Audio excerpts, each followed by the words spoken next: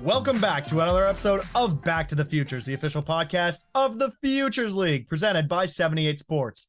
Owen Shattuck here, Matt Ferrara there. Matt, we had a busy week this week, specifically in the draft. Yes, we did. It was great to see a bunch of names that are familiar and see them go to great teams. Yeah, you talk about names. I have the list of names here, and I'm going to read them out for you because I know that's all you want. Matt, specifically you, that's what you want, is for me to list out these names. I've been waiting. Let's do it. We have a new record for highest picked futures leaguer, and it goes to Matt Shaw, who got drafted 14th overall to Chicago Cubs. He played for the Worcester Bravehearts in 2020. Jake Geloff, former Brockton Rox, went in the second round. Jerron Watts-Brown, also of the Rox, went in the third round. Hunter Owen, formerly of the Nashua Silver Knights, went in the fourth round. Justin Reamer from Brockton shortly after him. Chris Clark from Vermont, Coleman Picard from Worcester, Tommy Hawk from Vermont, Sam Mongelli from Brockton, Dakota Harris from Worcester, Brandon Garcia from Westfield, Brady Day from Nashua, Elijah Dale from Westfield, Jackson Hornung, our batting champion last year from Westfield, Mark Coley from Pittsfield, Westfield, and New Britain. He is a 3-year veteran of the Futures League. He went in the 17th round. Alec Baker of Westfield, Zach Fogel of Vermont, Ben Shields, Cade Kretzmar, and Peter Burns all signed as free agents. Shields from Brockton, Cade Kretzmar, and Peter Burns, formerly of North Shore. Congratulations to all of those guys on getting drafted. An incredible accomplishment by those guys, and it's great to see so many more Futures Leaguers getting their name called and being able to play pro ball, Matt. Yeah, it was amazing to watch all these players have their dreams come true and having their name get called and the phone calls and seeing the videos of that. It's an amazing experience just to see from the sidelines. Yeah, it's great. And there's so many guys in the Futures League this year that could be the future of that draft. And we'll talk about some of those guys who are having incredible years here as we approach the All-Star break, which we'll talk about in a few minutes. Don't you worry. I know you were worried about that, but don't you worry. Anyway, currently leading the league in average is Dean Ferrara of the Norwich Unicorns. He's hitting .450 and 109 at-bats. He's got 22 RBIs. Tyler Bastunis is the league leader in pretty much everything else. He's got 24 RBIs. He's got 25 walks, which is insane. 32 stolen bases. Broke the Worcester Bravehearts single-season record the other night on Nesson. Shout out to the Vermont Lake Monsters and Worcester Bravehearts for representing us on Nesson the other night. Vermont ends up winning that on an RBI triple in the 10th. So congratulations to the Lake Monsters, and good job by Paul Lambert and Brett Chaves on the broadcast. It was great to see. Nick Searcy continues to do his thing for Westfield. He has 85 home runs. No, he's got 9 home runs, which is another single season, which is another franchise record. On the pitching side of things, Evan Maloney is your league leader in ERA at 1.82 for the Vermont Lake Monsters. So guys, keep it up. Maybe they'll hear their names drafted in a couple years, and it's great to see. Matt, what teams are doing well? Give me a little standings update. And you talked about that Nesson game. Vermont's win put them into a first place tie with the Worcester Bravehearts, both at 28 and 14. Amazing records so far. And not 1, not 2, but 3 straight. That's what we call a winning streak for the Norwich Unicorns, up in third place. New Britain is in 4th at 25 and 18. Westfield's won 2 in a row in just 2 games under 500. Pittsfield, 16-23. And then to wrap up the bottom is the Nashua Silver Knights and the Brockton Rox. Did you say Brockton Rox? I did. We have a Brockton Rox on this podcast episode. Owen McHugh of the Brockton Rox, pitcher. He was the MIAA Player of the Year at Milton High School and was a Brockton Rox this summer. He joins us for episode 8 of this season. Talks a lot about his first year as a Brockton Rox. He will be a freshman at Williams College, so it's great to hear his perspective as a guy who's just joining the Futures League, just joining that college competition on the mound.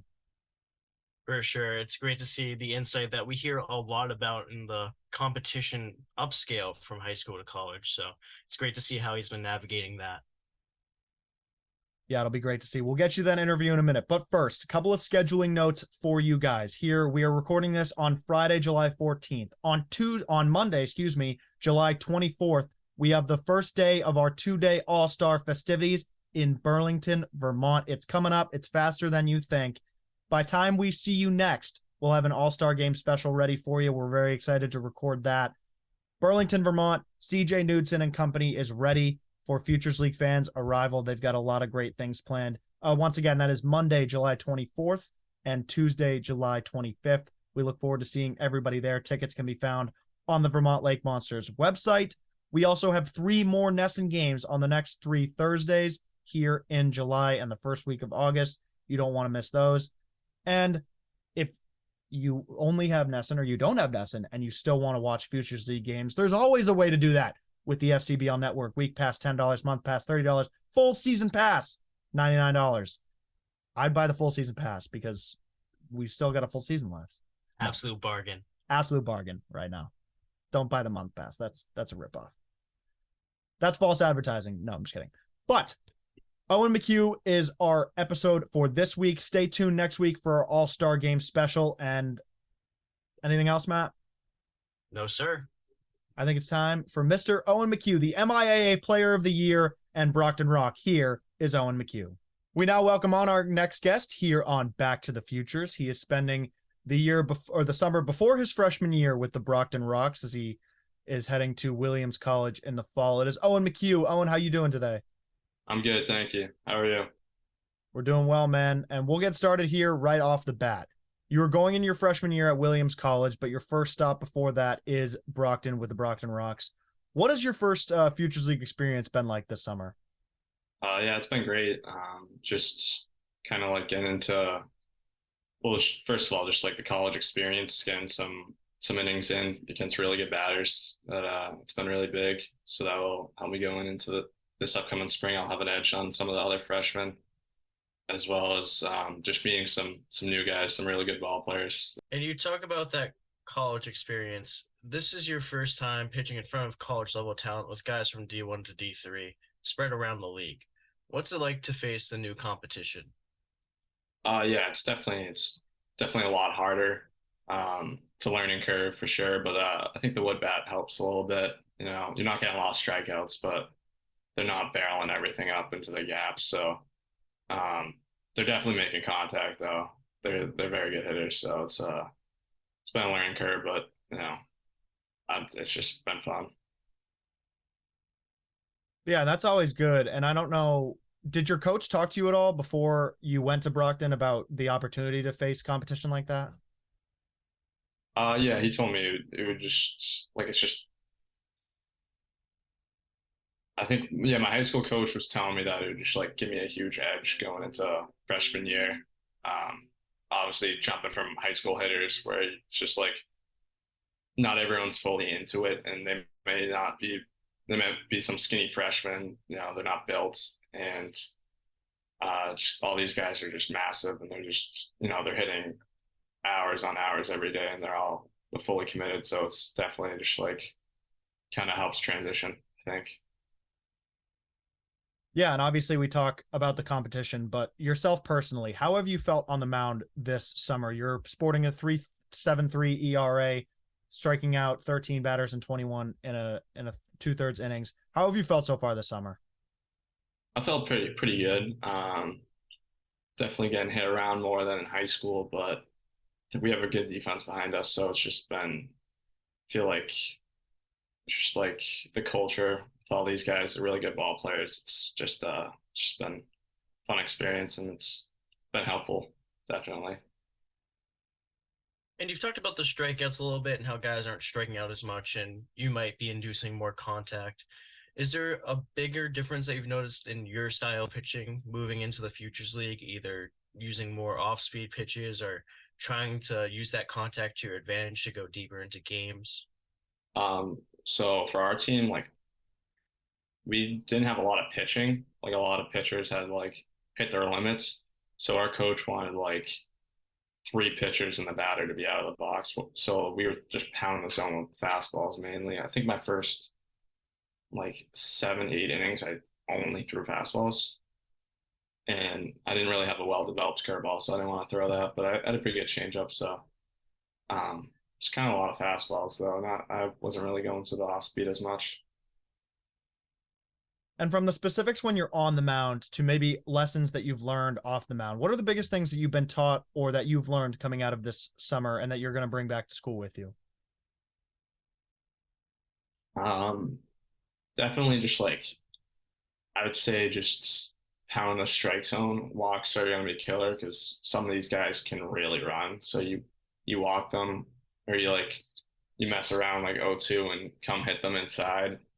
Like that's going to hurt you. They're going to steal. They're going to bunt and get a sac fly because there's no easy outs. They're going to get jobs done. So I think just stay in the strike zone and just compete and have fun. I think that's the biggest thing for me.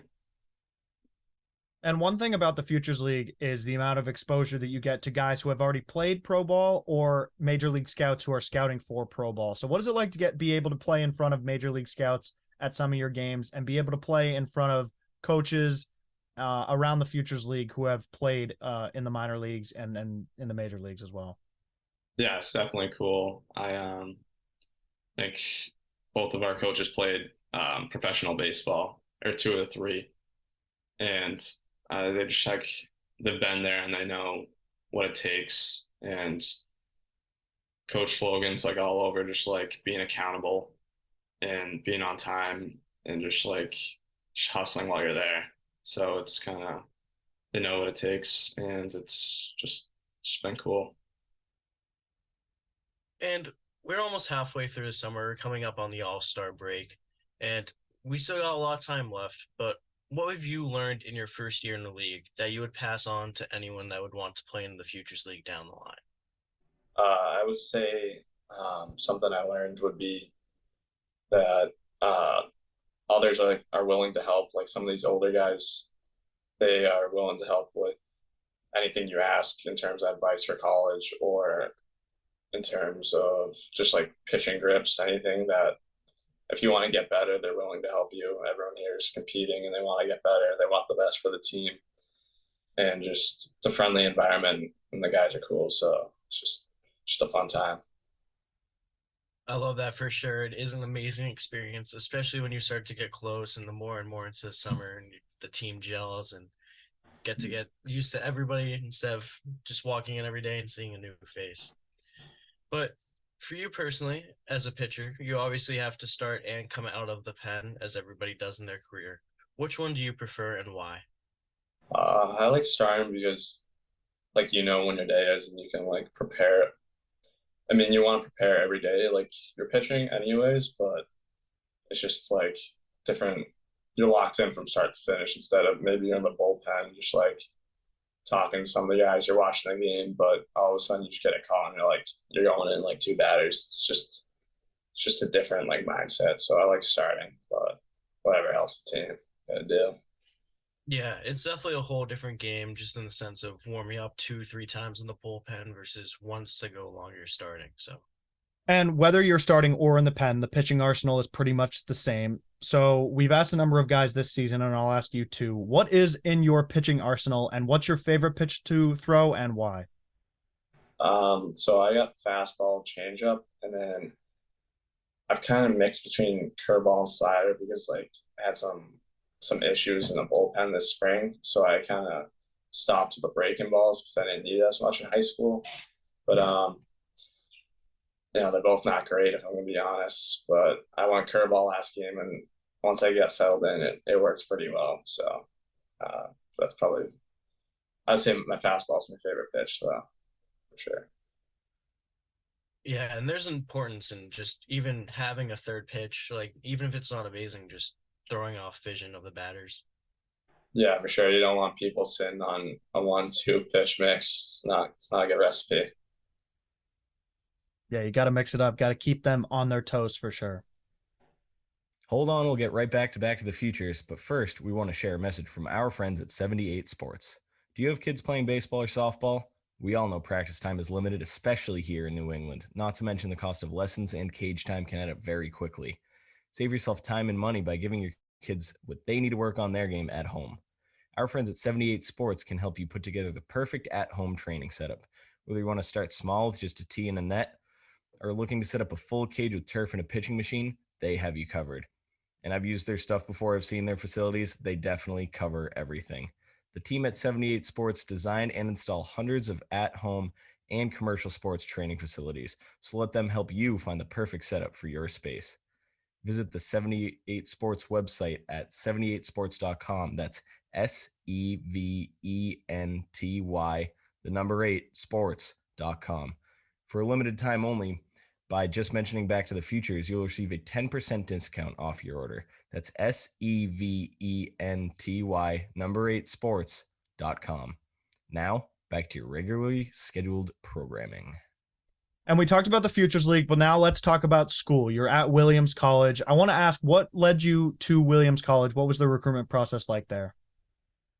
So my high school football coach reached out to their quarterback coach at the time, and he came to a couple scrimmages. So I was communicating with him on the phone all the time. Then I went up for like a visit during a football game, and I liked it. So it was just like the coaches they were really communicating a lot. They liked me a lot, and I liked them. It was a pretty good fit, so kind of just went with that. I got to play football and baseball, so I'm happy. And you talk about football and baseball, and you're going to Williams, which is at the Division III level. What attracted you to Williams and the Division III level? I think it's very competitive, like the NESCAC league itself. I have a teammate going there for football, and I know I was playing with Ozzie Fleischer and Brockton. He's telling me the tough guys are like their starters are all 90s, like low 90s. It's very competitive. So, I get to play both and do what I love. So happy. So you just touched on it. You're playing both baseball and football at Williams, which is insane. That's a big commitment. So before we get into that deeply, what led you to that decision to play both? Was that a recruitment thing, or were you always meant to play one over the other? When I was younger, I always wanted to play football, but never really got a shot in high school until senior year. So I just obviously no coaches are gonna want me then. So it was just kind of like a late thing, and we had a good season. So just had a fun time, and I wanted to keep it rolling. And how do you plan on balancing being a two-sport athlete in college? Yeah, it's definitely gonna be a big commitment in terms of weight room, keeping my studies up and trying to be on both teams and try to carve out a role freshman year on both teams. But they have a guy there that does it already, and another coming in with me that's gonna do it, football and baseball. So I'll have a good crew there, and we'll be able to just grind and get our work in. Yeah, that'll be a grind for sure. And obviously playing multiple sports, you're going to take things from each sport and bring them to another one. So what lessons or skills can you take from football and bring to the baseball diamond, or vice versa when you're playing baseball that you can bring to the gridiron? I think leadership and communication I'm communicating with all sorts of coaches all the time. Whether I have to do a workout for football the next day, I'm always talking to their coaches, and just different types of groups in the football locker room, positions. I think that's a huge piece, communication. And in terms of skills, I'm a quarterback and I play shortstop and pitch. So just a lot of throwing, all different slots. I just feel the multi-sport aspects allows me to kind of not Patrick Mahomes, obviously, but throw on the run and kind of have a different vision for the game, more creativity. And you've already talked about how much of a grind it is to be a one-sport athlete, never mind a two. And you're going to have a bunch of guys to look up to. Like you said, you have a few people that are already two-way athletes at Williams. But how essential is it to get the proper recovery for your arm, being both a quarterback, shortstop, and a pitcher? Yeah, definitely. My high school coach did a really good job this year. He's always asking me, and he wants me to be as honest as possible. And he's always being extra safe, whether I'm I feel all right. He'll just be all right, you're just resting for the day. I think I haven't been doing a lot of recovery in the past, but I started this year with PT for my shoulders. So I have some exercises and ice and rest. I think that's really what I've been going off of. But definitely gonna take some time off in between sports because they're different motions. And that would, it's not good for the arm. Yeah, you got to keep that arm, ready to go. Switching over from sports, you don't want to waste that. And that's good that you're doing the PT and the exercises. And obviously, you're going into Williams, you're going to the college game, so it's extra important to keep that healthy. And from college to high school, you had an incredible high school career, but the cherry on top was you being named the MIAA Player of the Year for 2023. What did that mean to you? Yeah, it's a big honor. Think I'm happy I can take it on for my coaches and teammates because we all put a lot of work in together, and I think we have Milton High has the best coaching staff in the state, and I truly believe that's a big reason why we had all of our success.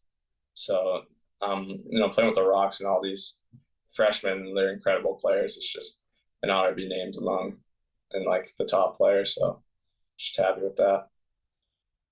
And you touched on it, the success with you and with your coaches, and that success all came together when Milton High won back-to-back championships this past season. What did it mean to you to obviously win that award on top of being a champion, and how important was it for you to be part of that? Yeah, it was an incredible experience, definitely. Just our motto on playoffs is just one more day at the yard with the boys. It's everything you do is for the team at Milton High, and it's just our goal was always to win the last game of the year and to put away we fully committed to it at the beginning of the year. You made some sacrifices along the way, and for it to pay off is just huge for for everyone. I'm just so happy with our team. And we saw you in your outing strike out 11 while throwing 115 pitches. How did that take a toll on you mentally and physically? I mean, I was so locked in that game. I didn't know that was my 115th pitch. So when Coach Morrissey was walking up to me, I was just a little bit confused. I never thought I was coming out of that game. Especially, I feel I was keeping my pitch count down up to that point where I could throw the full game. I never really came out early, so I was not expecting that. So it wasn't really taking a toll on me. I was giving it my all that game. I was emptying the tank. It's funny because even when I pitch, whenever someone comes out to me and tells me, or I'll go in the dugout and be like, oh, what's my pitch count? And it's always 15, 20 pitches higher than what I'm thinking. Always. And how do you personally balance the pressure knowing that you have to deliver for your team? I think it takes kind of the pressure off when, the teammates all care and we all sacrifice and give everything for the boys. People make an error, it's not a big deal. You got someone backing you up right there. We play fearless, and our team's amazing behind me in the field. So it just takes all the pressure off. You can throw strikes and let them hit it. My guys are going to make the plays. Yeah, and you talked about it, how you were so locked in and so you said unaware of your pitch count. Is that kind of how the pressure of it works too? When you're so locked in, you kind of put that on the back burner and don't really think about it? Yeah, I think so. I mean, playing multi-sports, I've been in big moments, whether they were actually big or not. In youth football and youth sports, I think it's a big deal, but it's really not. It's just through that experience now, it's just, it's the same as always. There's no pressure. You're just playing the game, having fun doing it. Yeah, it's just a game at the end of the day. Before we return to Back to the Futures, we want to share a message from our friends at Zorian Bat Company. Rob Zorian started the company, Zorian Bat Company, in 2003, literally out of the trunk of his car in Davie, Florida. Within 2 years, he was selling his wood bat line to Major League Baseball and continues to manufacture the highest grade wood bats for Little League all the way up to the majors. Rob Zorian, founder and president of Zorian, says, I started the company in 2003 to service all baseball players in the United States and beyond. And after 19 years, our mission has not changed. We are very excited to have the opportunity to work with the Futures League and wish all of our players and coaches a healthy and successful season ahead. For more information about Zorian, visit their website, zorianbats.com. Zorian, America's baseball brand. Now, back to the futures. And you mentioned two sports, but you're also a two-way player in baseball, playing both shortstop and pitcher, as you mentioned. You hit 330, 395 with 17 RBIs your senior year. That seems to be the trend these days. A lot of guys in high school are taking the two-way route. How much of an impact do you think two-way players have on the future of baseball? Yeah, I think it's I guess like in terms of an impact, I feel like it has more in the pitching staff. It has an impact because no matter what, you're gonna have players in the field, but for them to be able to make a difference in the bullpen, it kind of changes the game a little bit with pitching and what you can do. Even if they're not an amazing pitcher, if you're up big, you can throw them to get outs. So it's kind of, I think it just like adds a little different aspects in terms of what you can do with pitching, and it's just fun doing both. And how did you decide to become a two-way and doing it first? And Just I've always been like a two-way in Little League, obviously. Feel like it definitely helps my arm strength throwing a lot, like at a high intensity from shortstop and pitching.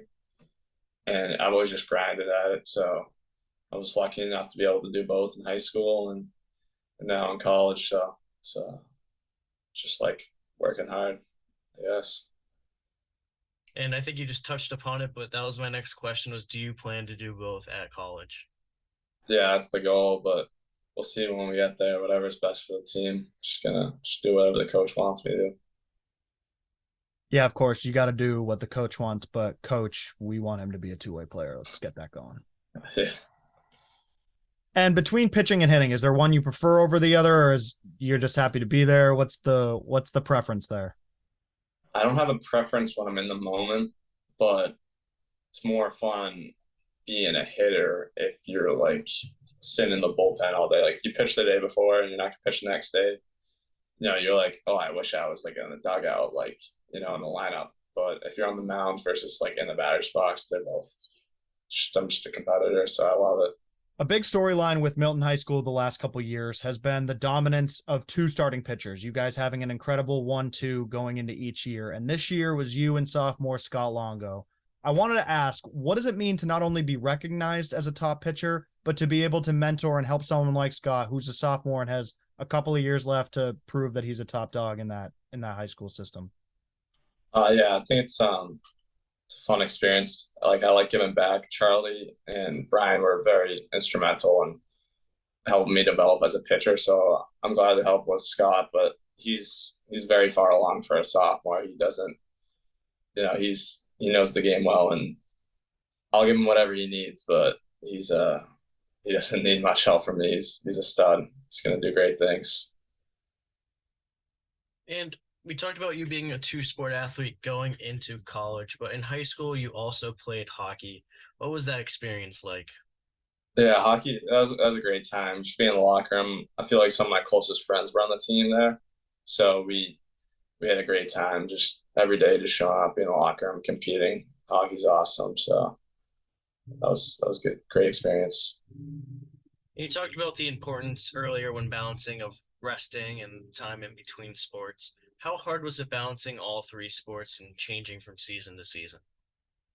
I feel the coaches made it pretty easy on me. They're flexible. They understand. And feel like just showing up at school and getting all my work done there was just big on just letting me play sports after school and then getting my proper rests and everything. So I think the balance pretty well between football and hockey, or no, baseball and hockey was probably the hardest because I had to usually, like in junior year, I'd do hockey and then I'd have to lift for football and then I'd have to go pitch and hit at night for baseball. But we didn't have like football lifts after my senior season because that's for like the guys going into next year. So it was just, I guess it was a little bit easier this year, but between those seasons were the hardest. And Owen, I asked this in the nicest way possible. Have you ever heard of a vacation? Yeah, I took one. I got to go on the Disney cruise with all my cousins back in the 7th grade. We go down to Cape like one day a year. I was so waiting for the Disney cruise last year and you pull out 7th grade. Yeah, no, I mean, like we would go on vacations, but I got summer ball every day, so That's what I'm saying. And you're the MIAA Player of the Year. You got a reputation to keep. yeah. And this past week was the MLB draft, and a number of guys that have played in the Futures League previously were drafted, and guys that were even the Rox heard their name. And obviously, the NFL draft was a couple months ago as well. What would it mean to have your name called in either one of those drafts and be one of the guys that we highlight on our graphics on social media? Yeah, that would be amazing. I mean, that's the goal for every kid at the end of the day. So, just that'd be a dream come true. To be honest. And our final question here before we sign off. You've had a lot of good memories over the past couple of years at Milton High School, so I'm sure we'll get one of those here. But what would be your favorite all-time baseball memory if you had to choose one? Favorite all-time memory? Like the state championships, the Bay State Championship, just dogpiling with the boys. You know, it's just a lot of fun. Just everyone's all happy, and you like to see the guys that work so hard just like reap the rewards, and just a fun win championships in front of family and friends. Yeah, and you said it. The goal for you guys was always set was to win your last game, and you did. And I'm sure the rewards of the dog piles were the story in itself. Yeah. Well, Owen, this has been great. Thank you so much. Really appreciate the time, and good luck with football and baseball and whatever other sports you decide to play. And if you take a vacation, man, let us know, because I will. Thank you. I appreciate it. Of course. And this has been season 7, episode 8 of Back to the Futures, the official podcast of the Futures League. We have new episodes coming out every Monday. Be sure to subscribe to our podcast. We're on Apple Podcasts, Spotify, SoundCloud, and YouTube. Thanks for tuning in. We'll see everyone soon.